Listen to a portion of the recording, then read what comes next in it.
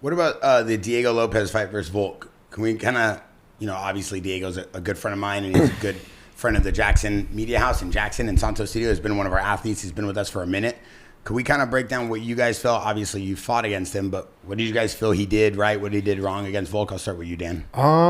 My personal opinion is he changed. I don't know if he changed his mindset being a 5-round fight or he's fighting Volk or it's for the title, but he was a little too technical when he just, I don't know. I felt like he reserved himself a little bit. And because Diego's a dog, dude. He just comes out, throws hard. Like everything he threw at me when we fought was like to hurt me. Like every time he kicked my leg, it hurt. And normally you just, okay, point. No, like everything he threw was to knock me out or to hurt me. And I felt like he got a little too technical and tried to play like technique for technique with Volk. That was my just watching from the outside.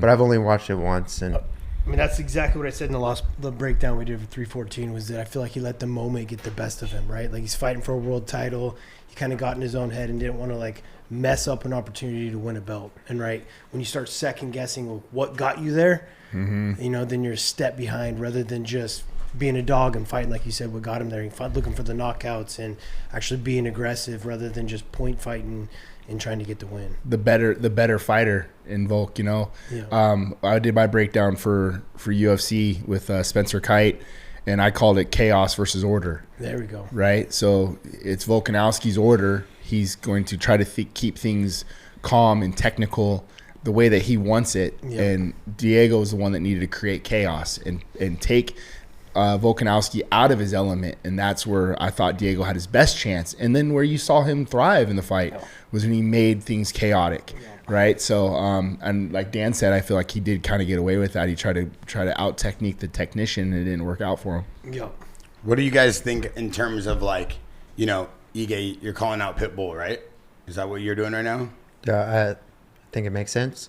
And what do you guys think about the fact, of his performance versus Yair? What do you feel that you would need to do to kind of not just beat him, but to prove a point? Because obviously the first guy to call someone else got to do a little bit more damage than most.